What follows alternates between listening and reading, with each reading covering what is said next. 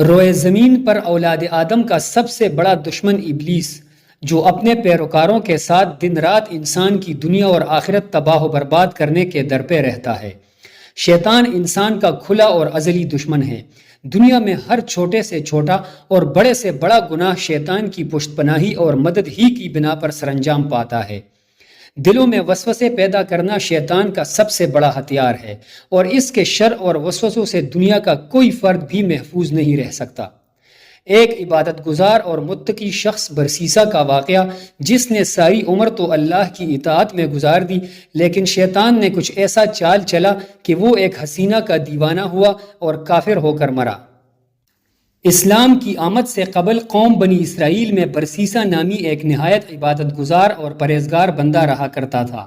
یہ ایک نامعلوم اور چھوٹے سے گاؤں کا رہنے والا تھا۔ اس شخص نے اپنی زندگی کے 60 سال اللہ کی عبادت میں گزار دیے تھے۔ سارے علاقے میں برسیسا کو عزت و احترام کی نگاہ سے دیکھا جاتا تھا۔ ایک مرتبہ برسیسا کے گاؤں کے 3 نوجوانوں کو جنگ پر جانے کی نوبت پیش آئی۔ ان تینوں کی ایک جوان اور خوبصورت بہن بھی تھی، لہٰذا وہ اپنی بہن کو اکیلے چھوڑ کر جانے پر رضامند نہ تھے۔ وہ چاہتے تھے کہ کوئی ایسا شخص ہو جو ان کی غیر موجودگی میں ان کی بہن کی دیکھ بھال کرے۔ لہٰذا گاؤں والوں نے انہیں مشورہ دیا کہ تم اپنی بہن کو برسیسا کی سرپرستی میں چھوڑ جاؤ، کیونکہ وہ بہت متقی اور پرہیزگار ہے۔ اس مقصد کے لیے یہ سب مل کر برسیسا کے پاس گئے اور اسے لڑکی کی رکھوالی پر رضامند کرنا چاہا۔ برسیسا نے یہ سارا ماجرا سن کر اپنی عبادت میں خلل اور دیگر پریشانیوں کے سبب انہیں انکار کر دیا۔ لیکن اس موقع پر شیطان نے برسیسا کے دل میں پہلا وسوسہ ڈالا۔ شیطان نے برسیسا کی نرم دلی سے فائدہ اٹھاتے ہوئے اس سے سرگوشی کی کہ اگر یہ لوگ تمہاری طرح کوئی نیک آدمی نہ ڈھونڈ سکے اور اس لڑکی کو کسی غلط آدمی کے پاس چھوڑ گئے تو اس لڑکی کی زندگی خراب ہو سکتی ہے اور تم بھی اس میں برابر کے ذمہ دار ہوگے۔ برسیسا شیطان کے اس وسوسے میں آ گیا اور اگلے ہی دن اس نے ان تینوں نوجوانوں سے ان کی بہن کی رکھوالی کی ذمہ داری قبول کر لی۔ اب وہ نوجوان لڑکی برسیسا کی عبادت گاہ کے سامنے والے گھر میں رہنے لگی۔ شروعات میں برسیسا کھانے پینے اور دیگر ضروریات کی چیزیں اپنی عبادت گاہ کے باہر رکھ دیا کرتا اور وہ لڑکی یہ چیزیں اٹھا کر لے جاتی۔ ایک دن شیطان واپس آیا اور اس نے برسیسا کے دل میں یہ خیال ڈالا کہ کیوں نہ تم کھانے پینے کی چیزیں لڑکی کے گھر کے دروازے کے باہر رکھ دیا کرو، اس طرح اسے خود چل کر تمہاری عبادت گاہ تک نہ آنا پڑے گا اور وہ لوگوں کی نگاہ سے بھی محفوظ رہے گی۔ برسیسا اس بات پر راضی ہو گیا اور کھانا پینا اس لڑکی کے گھر کے دروازے کے باہر رکھنا شروع کر دیا۔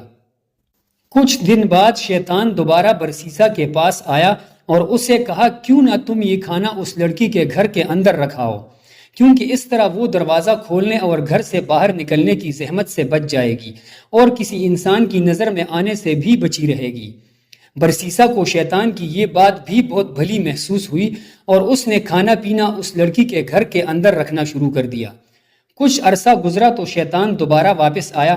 اس بار شیطان نے برسیسا سے کہا کہ وہ لڑکی دن رات اکیلی رہتی ہے، کہیں تنہائی سے اکتا کر بیمار نہ ہو جائے۔ تمہیں چاہیے کہ تم کبھی کبھی اس سے بات چیت کر لیا کرو، اس طرح تم اسے عبادت کی طرف بھی راغب کرو اور نیکی کی طرف بلاؤ۔ برسیسا کو شیطان کی یہ بات بھی بہت پسند آئی اور اس نے ایک دروازے کے پیچھے سے لڑکی سے بات کرنا شروع کر دی، لیکن اس طرح گفتگو کرنے کے لیے ان دونوں کو بلند آواز میں بات کرنا پڑتا اور دونوں کو کوفت ہوتی۔ اب شیطان نے برسیسا سے کہا کہ تم لڑکی کو اچھی اچھی باتیں سکھا رہے ہو اور وہ خود بھی عبادت کی طرف راغب ہو رہی ہے، تو اس میں حرج ہی کیا ہے کہ تم اس کے کمرے میں اسے یہ باتیں بتایا کرو۔ برسیسا نے شیطان کی یہ بات بھی مان لی اور آخر کار شیطان ان دونوں کو ایک ہی چھت کے نیچے لانے میں کامیاب ہو گیا۔ کچھ دن اس طرح نیکی کی باتیں کرتے گزرے اور پھر ان دونوں کے درمیان آتش عشق بھڑکنے لگی۔ وہ نوجوان لڑکی برسیسا کو اپنی حسن و ادائیں اور جلوے دکھانے کا کوئی موقع ضائع نہ کرتی۔ ادھر برسیسا کی نگاہیں لڑکی کے حسن سے نہ ہٹتی۔ یوں چیزیں بگڑتی چلی گئی اور یہ دونوں زنا کے عمل میں مبتلا ہو گئے۔ کچھ عرصہ اس طرح گزرا اور پھر لڑکی حاملہ ہو گئی۔ جلد ہی اس نے ایک بچے کو جنم دیا۔ اب شیطان دوبارہ برسیسا کے پاس آیا اور اسے ملامت کرنے لگا کہ یہ تم نے کیا غضب کر دیا، یہ بچہ تو تمہارے گناہوں کا منہ بولتا ثبوت ہے، تم اس بچے کو قتل کر دو ورنہ اس لڑکی کے بھائی تمہیں قتل کر دیں گے۔ لہٰذا برسیسا نے اس نومولود بچے کو قتل کر دیا اور اس کی لاش کو اسی کمرے میں دفنا دیا جہاں وہ لڑکی رہا کرتی تھی۔ اپنے بچے کی موت کے بعد وہ لڑکی گمسم اور غمگین رہنے لگی، لہٰذا شیطان نے دوبارہ برسیسا کے دل میں یہ خیال ڈالا کہ تم کیا سوچتے ہو کہ اپنے بچے کی موت پر یہ لڑکی خاموش بیٹھے گی؟ یہ کسی نہ کسی کو اس راز سے ضرور آگاہ کرے گی۔ سو برسیسا نے اب اس لڑکی کو بھی قتل کر ڈالا اور اسے اس کے بچے کے ساتھ دفنا دیا۔ کچھ عرصہ بعد جب اس کے بھائی جنگ سے واپس لوٹے تو برسیسا نے انہیں بتایا کہ ان کی بہن بیماری کے سبب اس دنیا سے جا چکی ہے۔ وہ ناچار روئے دھوئے اور اس کے لیے دعائیں مانگی اور اس کی قبر کی زیارت کے بعد واپس چلے گئے۔ برسیسا کے تقوی اور پرہیزگاری کی شہرت ہی کچھ ایسی تھی کہ کسی نے بھی اس پر شک نہ کیا۔ لیکن ایک رات شیطان ان تینوں بھائیوں کے خواب میں آیا اور برسیسا کے کرتوتوں کا پردہ فاش کیا اور ساتھ ساتھ اس جگہ کی نشاندہی بھی کی جہاں ان کی بہن اور اس کے بچے کی قبر موجود تھی۔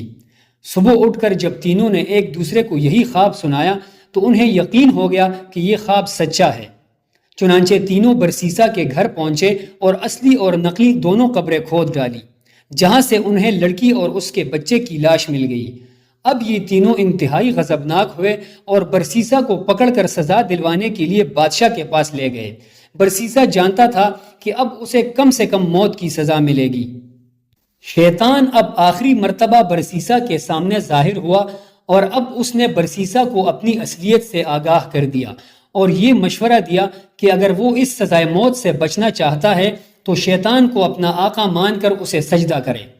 برسیسا نے موت کے ڈر سے یہ عمل بھی سر انجام دے دیا اور شیطان کو سجدہ کر بیٹھا۔ اب شیطان نے برسیسا سے کہا کہ میرا تجھ سے کوئی تعلق نہیں، میں تو اللہ سے ڈرتا ہوں جو تمام جہانوں کا رب ہے۔ یہ کہہ کر شیطان چلتا بنا اور برسیسا کو سنسار یعنی پتھر مار مار کر قتل کر دینے کی سزا سنائی گئی، اور اس طرح بنی اسرائیل کا یہ مومن اور پرہیزگار راہب کفر کی حالت میں مرا۔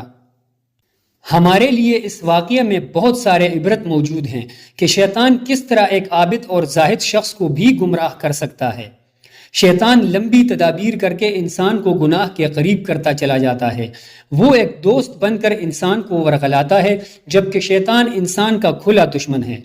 جس طرح شیطان نے برسیسا کو غلط مشورے دیے اور اپنے وعدے سے پھر گیا، اسی طرح اپنے گمراہ کرنے والوں کو بھی شیطان قیامت کے دن کہے گا کہ میں نے جو بولا وہ جھوٹ تھا اور اللہ کا وعدہ سچا ہے۔ میرا تم پر کوئی بس نہیں تھا، لیکن تم نے میرے جھوٹ پر عمل کیا اور گمراہ ہو گئے۔ اس واقعے کا اشارہ قرآن مجید میں بھی موجود ہے، لہٰذا یہ واقعہ حضرت علی، عبداللہ ابن مسعود رضی اللہ عنہم، طاؤوس، مقاتل بن حیان اور ابن کثیر نے مختلف الفاظ کے ساتھ سورہ حشر کی ان آیات کی تفسیر میں بیان کیا ہے۔ اور مثال شیطان کی سی ہے کہ وہ آدمی سے کہتا ہے کہ تو منکر ہو جا، پھر جب وہ منکر ہو جاتا ہے تو کہتا ہے بے شک میں تم سے بری ہوں، کیونکہ میں اللہ سے ڈرتا ہوں جو سارے جہاں کا رب ہے۔